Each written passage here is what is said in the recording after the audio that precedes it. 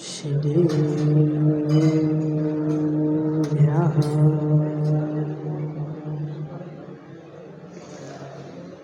नमः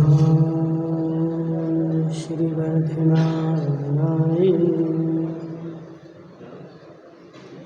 निर्धूतकलिलामणे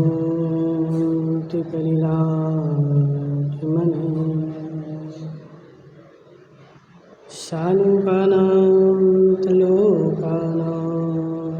निर्विद्यादर्पणाय ते नमो अरिहन्ताणं नमो सिद्धाणं नमो आयुर्वेदाणं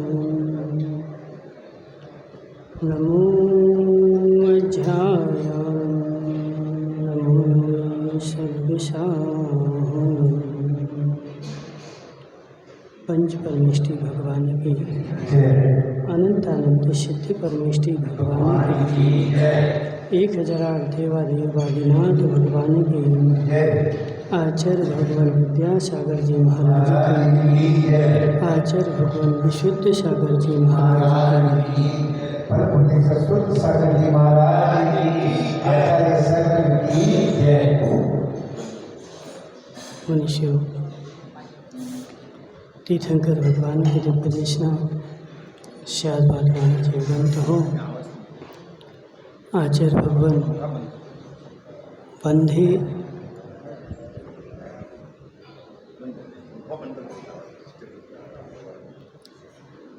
यहाँ पर चर्चा चल रही थी।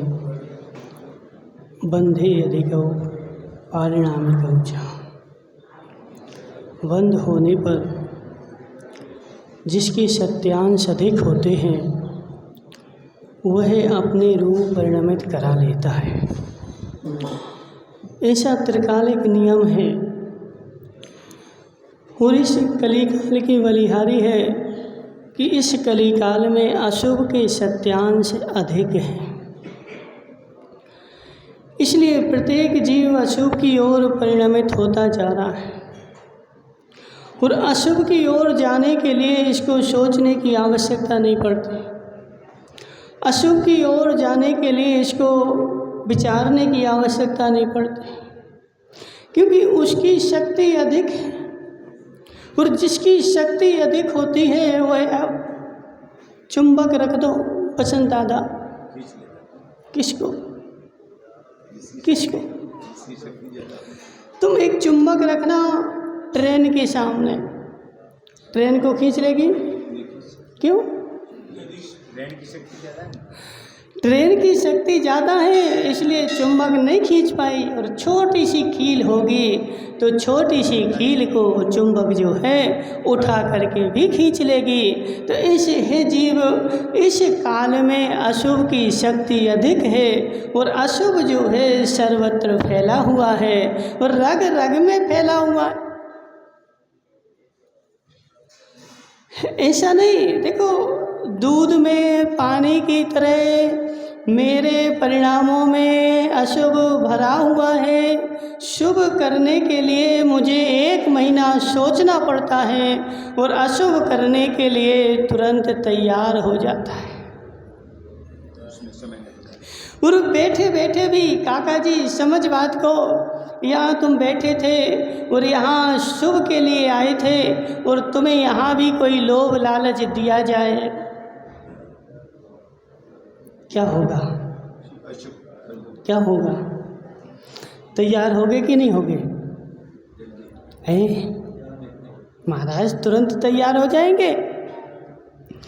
यानी शुभ के लिए तो जा रहा है, लेकिन शुभ के लिए जाते हुए भी इसके अंदर में अशुभ के सत्यांश इतने अधिक बैठे हुए हैं, इतने अधिक बैठे हुए हैं कि यह थोड़ा सा निमित्त मिले। देखो निमित्त करता नहीं है और निमित्त के बिना होता भी नहीं, ऐसा त्रिकालिक नियम है। निमित्त करता नहीं है और निमित्त के बिना होता नहीं है। जब भी संसार में कोई भी कार्य होगा तो कोई ना कोई निमित्त सामने अवश्य ही खड़ा होगा, बिना निमित्त के नहीं होगा। कोई आदमी सोता सोता चला गया और संसार का प्राणी भी किसको खोजता है काका जी, किसको खोजता है? निमित्त को। अनूप भाई किसको खोजते हो? अनूप की शादी हो गई। शादी होने के बाद माना कि देवी तेज निकली, वो डंडा उठा के रोज मारती है। अब निमित्त अनूप भाई किसको खोजोगे? किसको खोजोगे, कोसोगे? किसने करवाई मेरी शादी? काका जी ने बोला था हमसे कर लो यहाँ पे का शादी। अब हम काका जी को ही देखेंगे। काका जी आए थे हमारे घर पे कि शादी कर लो, इसलिए अब काका जी को ही डंडे गलेंगे। हे काका, हे काका, यदि तू शादी करवा सकता होता तो संसार में आज कोई कुंवारा नहीं होना चाहिए था। हे काका, यदि तू किसी की शादी करवा सकता होता तो संसार में किसी को कुंवारा नहीं होना चाहिए था। लेकिन तुम्हारी भी योग्यता थी, तुम्हारी भी होनहार थी, तुम्हारी भी भवितव्यता थी, तुम्हारा भी अंदर में कुछ कुछ हो रहा था। अनूप भाई सत्य बताना, शादी की बात किसने चलाई थी? तुमने चलाई थी कि किसी और ने चलाई थी? तुम ही ने लव मैरिज कर ली थी? जीव सत्य बताओ, जब तुमने पहली बार देखा था तो कुछ हो रहा था कि नहीं? नहीं, मम्मी पापा तो बाद की बात है। तुम्हारे मन में कुछ हो रहा था कि नहीं? हाँ ना तो बोलो, नहीं बोलोगे तो काका जी से पूछ लेंगे। हे काका सत्य बताओ, जब तुमने पहली बार काकी को देखा था, कब देखा था, याद है कि नहीं? हैं? पहली बार तो देखा होगा जब बात चली थी, चर्चा चली थी कि काका की शादी होनी है और वहाँ होनी है, और तुम्हारे पास पूछने आए थे तो करनी है कि नहीं करनी, तब तुमने क्या बोला था? नहीं, वो तो ठीक है, देखो समझो बात को, वो करे वो सही है, लेकिन तुम्हारी उसमें सहमति थी कि नहीं? लेकिन मौन सहमति थी हमारी, ठीक है ना? अच्छा हो जाएगा तो ठीक है, और नहीं होगा तो हम इसको डंडे मारेंगे। क्यों? क्योंकि इनने पिताजी ने करवा दी ना, हम तो गए नहीं थे देखने, और हमने तो बोला नहीं था। किसने बोला था? पिताजी ने बोला था। तो अब क्या करेंगे? पिताजी को डंडे मारेंगे। लेकिन हे जीव सत्य बताओ, देखो अनूप भाई यदि कहीं विरोध नहीं किया तब भी समर्थन है। अर्पित भाई, तुमने कभी जुआ खेला? जुआ नहीं खेला, देखा तो होगा, देखा है। रोड पे वो एक खेल तमाशा दिखता है, कभी देखा कि नहीं देखा? तमाशा किया कि नहीं? देखा है। समझो बात को। अब तुम तो वहाँ देख रहे थे और पीछे से पुलिस आई तो सारे वो करने वाले तो उठा के भाग गए, और तुम वहाँ खड़े थे। अब तुम्हें पुलिस पकड़ेगी कि नहीं? क्यों? हम तो कर ही नहीं रहे थे, मौन लेके खड़े थे ना हम तो। सुरेश सेठ, हम तो मौन लेके खड़े थे, ना तो हम जुआ खेल रहे थे, ना नाटक कर रहे थे, कुछ भी नहीं कर रहे थे, मात्र शांति से खड़े थे। तो तुम्हें पुलिस पकड़ेगी कि नहीं? क्यों पकड़ेगी? हे जीव, तू मौन खड़ा था, तो मौन खड़े खड़े भी तुम्हारा मौन समर्थन था कि नहीं? और मौन समर्थन बाद में होता है, पहले अंदर में कुछ होता है। मोहित भाई, घर वाले देवी को ला करके शादी भली करवा दे, लेकिन तुम्हारी सहमति नहीं हो तो फेरे कौन लगाएगा? पंडित जी साहब, फेरे किसने लगाए? लोग बोलते हैं, बोले महाराज हमारी तो कोई मन नहीं था, वो तो घर वालों ने करवा दी ज़बरदस्ती। आज तक कोई किसी की ज़बरदस्ती करवा सकता क्या? बोलो क्या नाम इनका? अनिल नहीं, संतोष भाई। संतोष भाई, कोई किसी की ज़बरदस्ती करवा सकता क्या? हे जीव, यह मात्र बहाना है। तुम्हारे अंदर में भी कुछ चल रहा था, और अंदर में तुम्हारे जो कुछ चल रहा था वह अंदर में वो पहले कह डालती थी 2 रुपए के 2 लड्डू। 1 लड्डू खाया, क्या हुआ? मन में लड्डू फूटा। ऐसे है जीव, जब तक मन में लड्डू नहीं फूटे तब तक कोई संसार में किसी का काम कर नहीं सकता। पहले मन में लड्डू फूटता है और फिर बाद में काम होता है। और जब मन में लड्डू फूटता है तब तुम्हारी शक्ति अधिक होती है।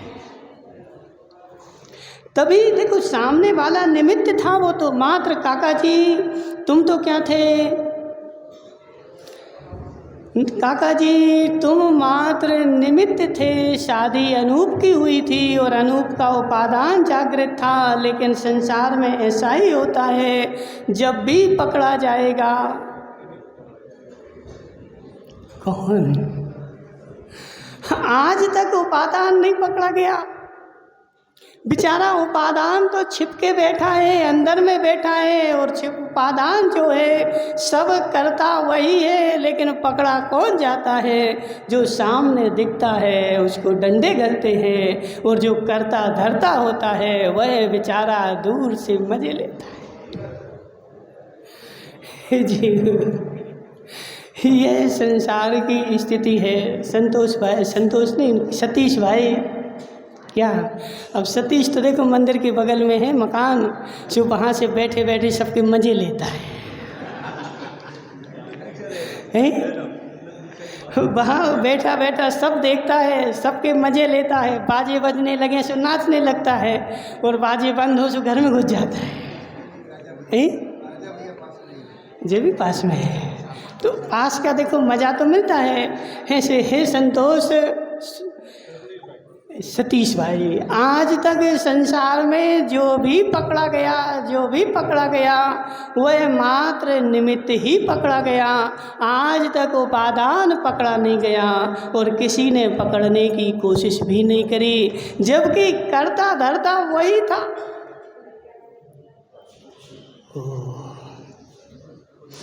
काका जी, करता धरता कौन है? करता धरता कौन है? करता धरता कौन है? हे जीव, सारे कार्य का कर्ता उपादान है। निमित्त तो मात्र वहाँ खड़ा रहता है, उपस्थित रहता है, और जो उपस्थित रहता है उसको संसार पकड़ लेता है। रात में 12 बजे किसी की मृत्यु हो गई, अब क्या बोलोगे माहीपाल जी? क्या बोलोगे? उसके घर जाओगे, क्या पूछोगे? क्या हो गया? सबसे पहला प्रश्न होता है क्या हो गया, क्यों चला गया, क्यों हो गई मृत्यु? अरे उसको हार्ट अटैक आ गया। अब महिपाल जी बोलेंगे हाँ देखो हमने कहा था एक बार जांच करा लो, नहीं कराई ना।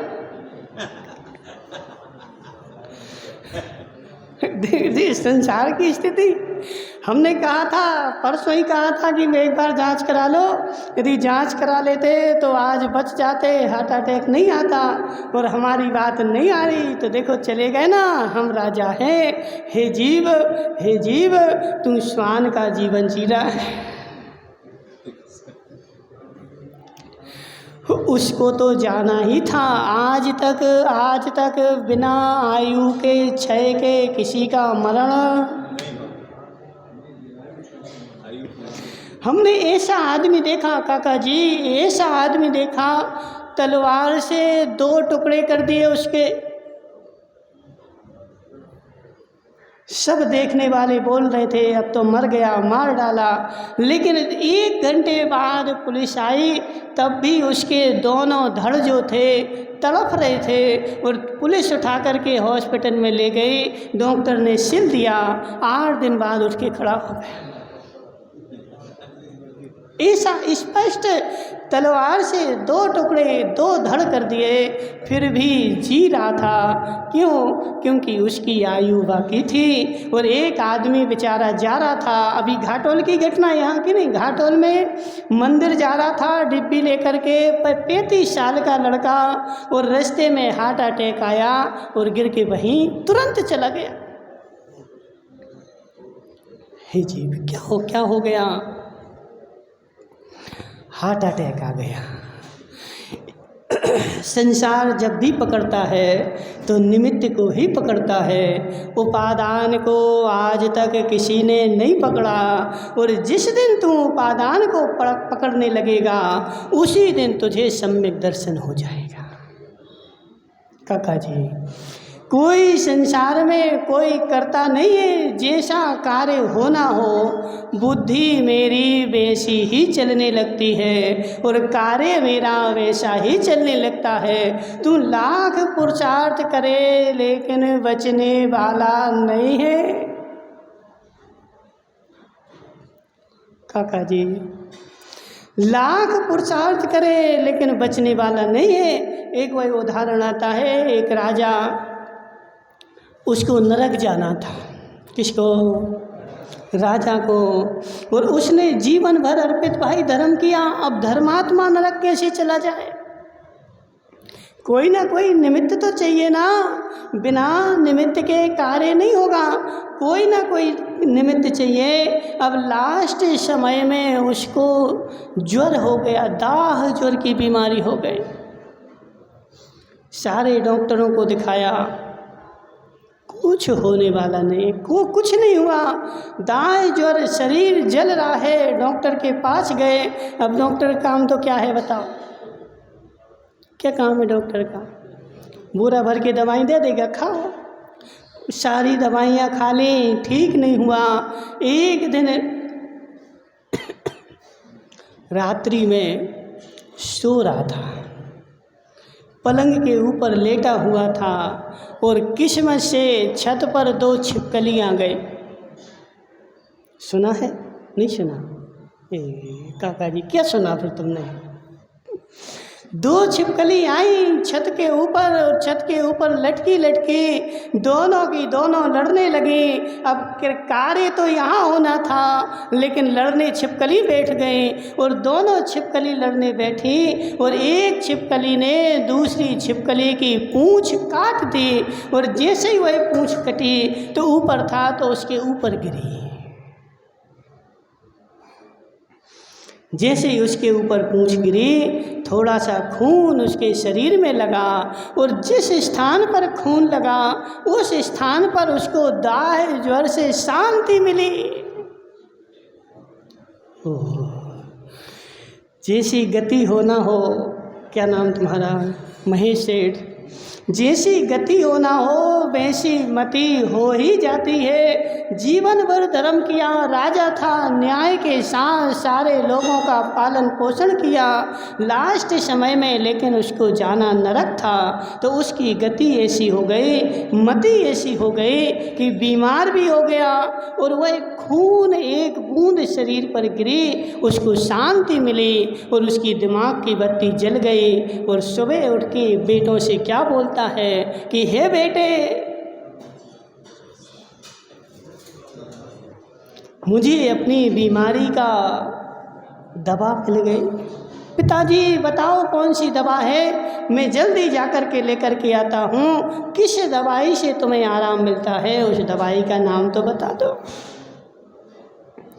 हे बेटे, तुम एक काम करो, मुझे जो है इस दाह ज्वर से खून से शांति मिलती है। मेरे शरीर पर खून डाला जाए तो इससे मुझे शांति मिलेगी। तो तुम एक काम करो, अभी जाकर के जंगल में सारे पशुओं को शिकार करके ले आओ और मेरे लिए खून की बावड़ी बना दो। मैं उस खून की बावड़ी में स्नान करूँगा। हे जीव, कौन बोल रहा है? कौन बोल रहा है? ऐसा होता कि नहीं? तुम्हारे यहाँ भी ऐसा हुआ होगा।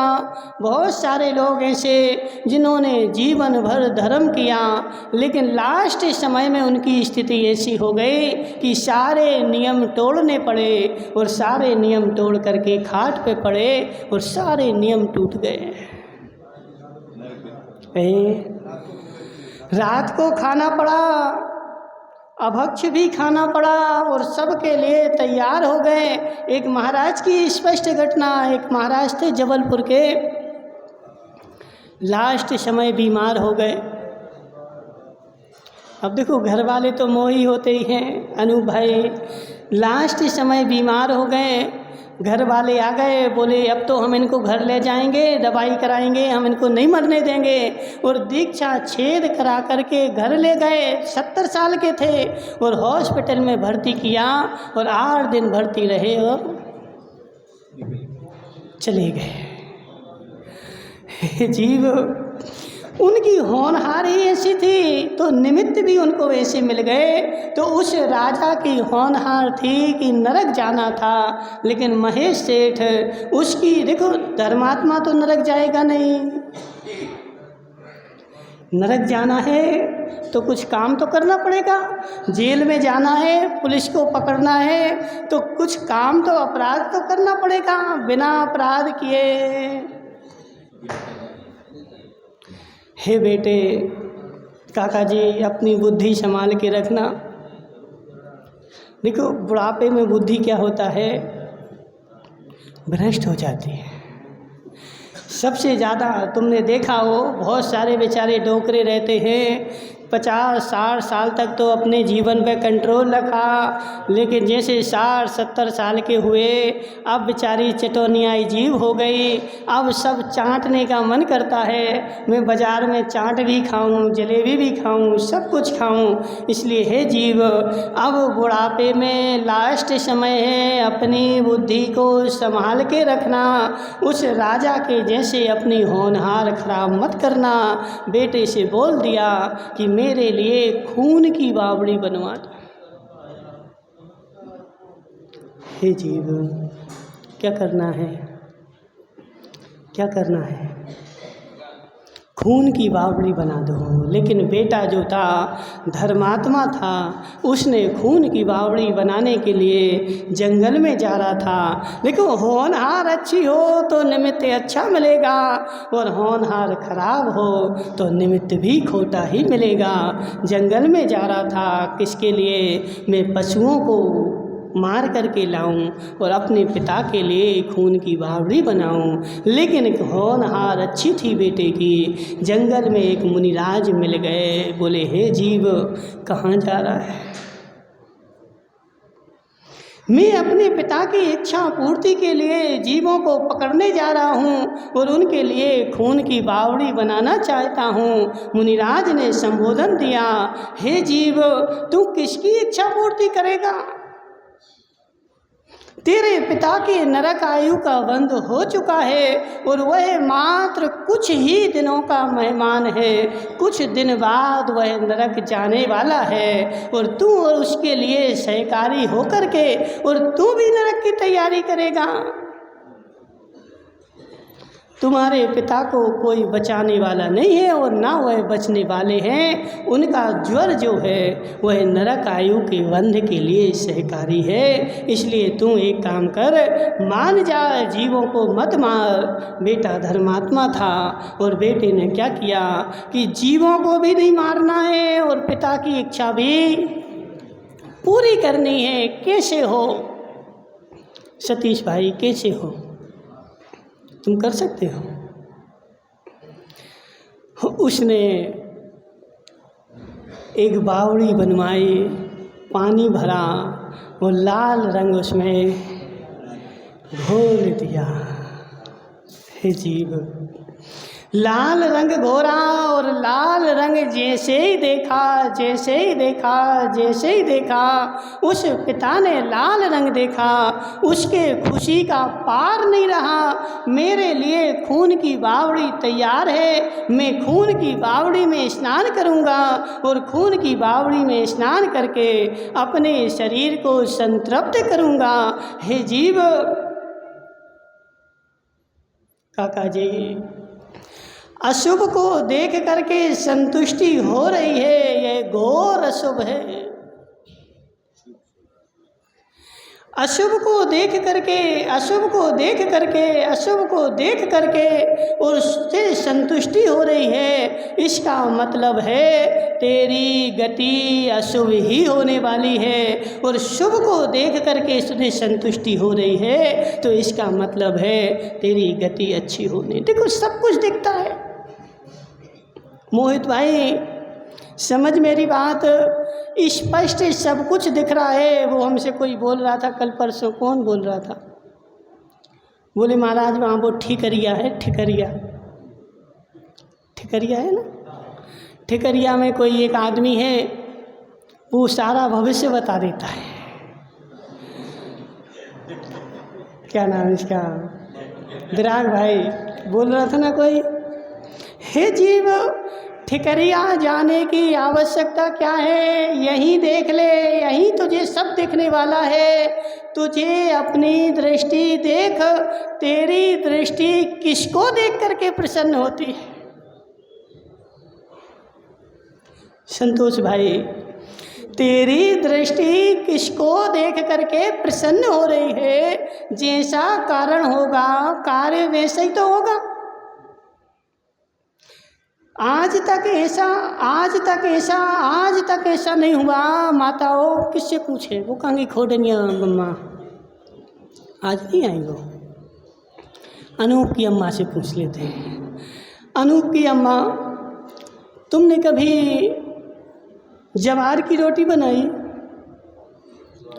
जवार की रोटी नहीं बनाई, आज तक नहीं बनाई। मक्के की बनाई? मक्के की रोटी। हाँ, आज तक तुम्हारे हाथ से कभी ऐसा चमत्कार हुआ कि आटा तो हमने लिया था गेहूं का और रोटी बन गई मक्के की?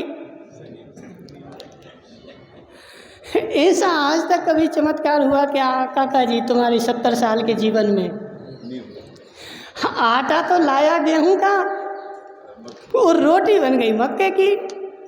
हुआ ऐसा कभी? किसी के साथ हुआ हो तो बताओ। इनके साथ हुआ होगा, जो दुकानदार ना सामने दुकान को जाइए ना, सामने दुकान वाले, इनका क्या नाम दादाजी का है? सतीश। अच्छा ये भी सतीश। सतीश भाई तुम्हारे पास ऐसा कभी हुआ कि तुमने ग्राहक को मैदा तौल के दिया हो और बेसन बन गया हो? हुआ कभी ऐसा? हे जीव, कारण जैसा होगा कार्य वैसा ही तो होगा। यदि मक्का का आटा होगा तो मक्के की रोटी बनेगी, गेहूं का आटा होगा तो गेहूं की रोटी बनेगी। अब इतना स्पष्ट हमारे आचार्यों ने बता दिया, अब तुझे जो ठिकरिया जाने की आवश्यकता क्या? यही अर्पित भाई, यही अपनी दृष्टि को देख, अपने नज़रिए को देख, अपने सोच विचारने की शक्ति को देख। मुनिराज को देख करके मुझे हर्षित भाव होते हैं तो समझ लेना मेरी गति अच्छी होने वाली है, और मुनिराज को देख करके मेरे बुरे परिणाम होते हैं। तो हे जीव, तुझे नरक जाने से कोई बचा सकता नहीं। जैसा कारण होगा कार्य वैसा ही तो होगा। और नगर में बहुत सारे लोग ऐसे होते हैं, नगर में मुनिराज आ गए, बेचारों के चेहरे लटक जाएंगे। होते कि नहीं होते काका जी? ऐसे लटक जाएंगे, ऐसे लटक जाएंगे। क्यों? अब कौन चौका लगाएगा, कौन सेवा करेगा, कौन जंगल ले जाएगा, जबकि बेचारे उसको करना कुछ नहीं है। समझो बात को, उसको करना कुछ नहीं है और आज तक उसने किया कुछ नहीं। नहीं, सब जगह देगी नहीं। हम लोग परतापुर में थे, कोरोना के समय परतापुर में थे, तो वहाँ 1 किलोमीटर से कुछ बच्चे आते थे काय के लिए, आहार देने के लिए। अब वो बेचारे घर के सामने बैठे रहते, उन्होंने आज तक मुनिराज को आहार नहीं दिया। लेकिन वह बच्चे आते थे ना तो उनको टोकते थे, अरे तुम जा रहे हो, कोरोना हो जाए, कुछ हो जाए, ऐसा हो जाए, कौन झेलेगा। जबकि हे जीव, ना तो वो कर रहा है और कोई करता है तो उसको टोक रहा है। तो ऐसा आदमी मिल जाए तो समझ लेना बेचारे के नरक आयु का बंद। कोई ज्योतिषी के पास जाने की आवश्यकता, महेश सेठ, किसी ज्योतिषी के पास जाने की आवश्यकता नहीं है। यदि तेरी गति अच्छी होने वाली है तो अच्छे अच्छे अच्छे परिणाम होंगे, अच्छे अच्छे भाव होंगे। और यदि तेरी गति बिगड़ चुकी है तो तेरे परिणाम भी बुरे बुरे ही होंगे। इसलिए हे जीव, जैसा कारण होगा वैसा कार्य होगा, यह त्रिकालिक नियम है। उस राजा की गति बिगड़ चुकी थी, उसके परिणाम हुए कि मैं अब अंत समय में खून की नदी में स्नान करूं। अब मैं खून की नदी में स्नान करके और अपने शरीर की दाग बुझाऊं। तो बेचारा बेटे ने लाख रंग भर दिया और बावड़ी बना दी और हंस के खुश हो गया, बोले मेरी इच्छा की पूर्ति हो गई। और उस बावड़ी में उतर गया और जैसे ही उतरा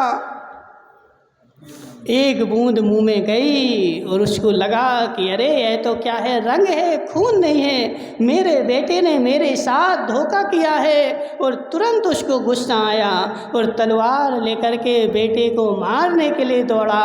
बेटा तो आगे चला गया, उसको एक पत्थर का घड़ा उपट्टा और वह तलवार उसी के पेट में चली गई और उसका मरण हो गया और जाकर के नरक में। हे जीव, सीधा सा है, देखो काका जी, सीधा सा है, जैसा कारण होगा वैसा कार्य होगा। इसलिए संसार का कोई भी ज्योतिषी आ जाए, ज्योतिषी नहीं, तुम्हारे साक्षात आदिनाथ आ जाए, क्या विराग भाई, ज्योतिषी नहीं, कौन आ जाए, साक्षात आदिनाथ आ जाए, शांतिनाथ आ जाए, महावीर आ जाए, सब आ जाए, फिर भी तेरी होनहार को बदल सकते नहीं, मात्र बता सकते। भगवान हो, ज्योतिषी हो, तुम्हारी होनहार बता सकते हैं, कोई भी बना नहीं सकता है। बनाता मैं अपनी स्वयं हूँ और भोगता मैं स्वयं हूँ। ना कोई बना सकता है और ना कोई भोग सकता है। बताने वाले बहुत सारे हो सकते हैं, इसलिए बनाना है। तो सैलू भाई, आज तुम्हारा कारण है, आज जैसे परिणाम होंगे कल वैसी पर्याय होगी। बसंत दादा, क्या आज जैसे परिणाम होंगे कल वैसी पर्याय होगी। आज के परिणाम कल की पर्याय के कारण हैं। समझ में आ रहा है इनको? क्या नाम इनका? राजा भाई, तुम तो राजा हो जी। सरपंच है क्या जी? सरपंच परिवार से है क्या? हाँ, कोई नहीं, सत्य है। सुनो राजा भैया, यह तीर्थंकर भगवान का त्रिकालिक नियम है। प्रवचन सार जी में लिखा है, उपादान कारण सदृशम ही कार्यम भवति। जैसा तेरा उपादान होगा वैसा कारण होगा, वैसा ही कार्य होगा। कारण कुछ और हो और कार्य कुछ और हो जाए, ऐसा भगवान का सिद्धांत नहीं है, भगवान का नियम नहीं है। आज जो तू कर रहा है वह तेरा कल है। महेश सेठ, समझ में आ रहा? नहीं आ रहा? हाँ, आज जो कर रहा है, अब देखो महेश सेठ आज लोटा लेके गए थे, लोटा लेके गए थे, छोड़े आए। कौन सा छोड़ा? कौन सा छोड़ा? मोहित भाई, तुमने छोड़ा क्या? नहीं छोड़ा। कौन सा छोड़ा महाराज? जो कल खाया था वही तो छोड़ा है। हाँ, अब एक काम करना महेश सेठ, अब महेश सेठ क्या इतना होशियार है, वो क्या बोल रहा है, बोले महाराज जिस शरीर तो जादू ही है, इसमें से तो निकलता जाता है निकलता जाता है।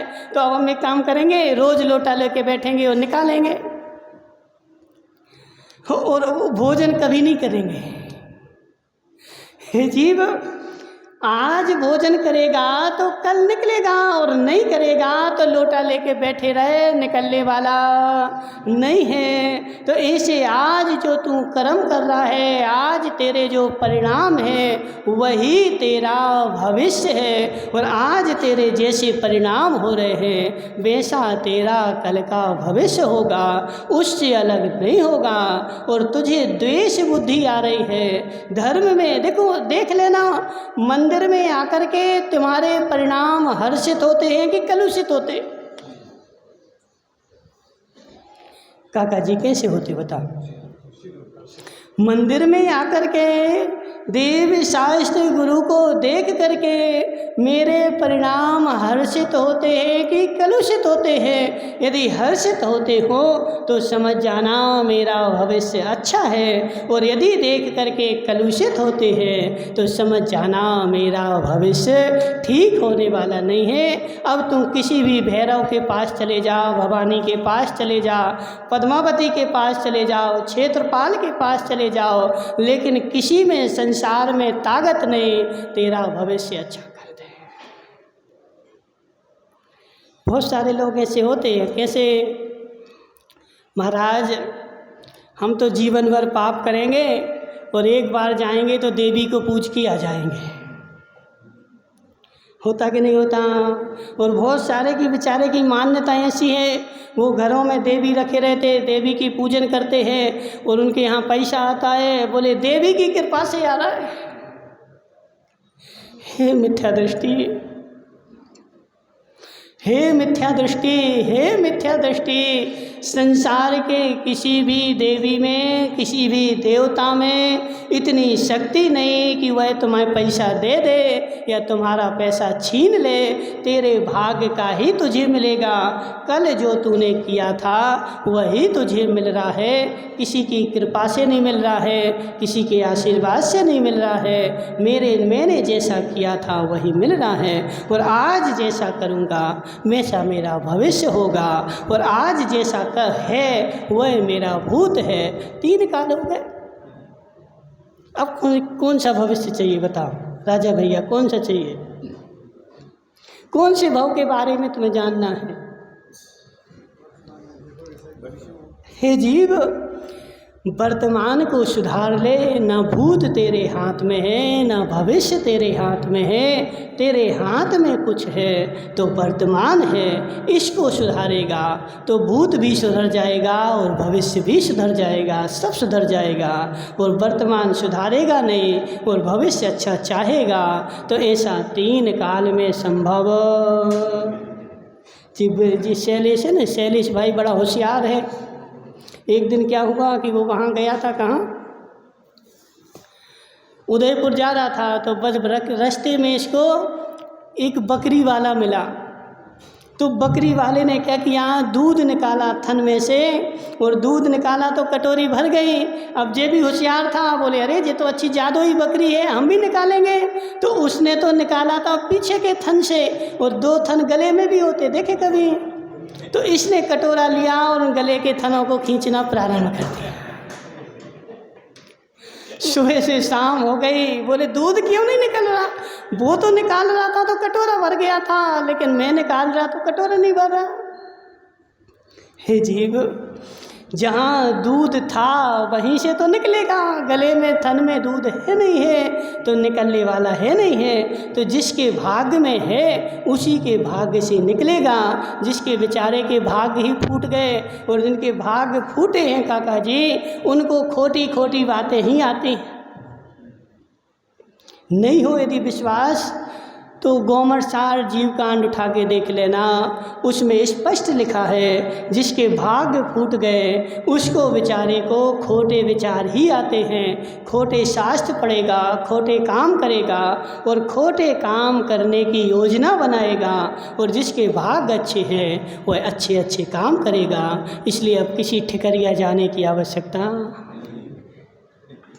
विराग भाई, न ठिकरिया जाना न कोई करिया जाना, ठीक है ना। सब अपनी अपनी को देख लेना, अपने परिणाम वर्तमान सुधारो, भविष्य अपने आप सुधरेगा। वर्तमान अच्छा होगा, भविष्य मेरा अच्छा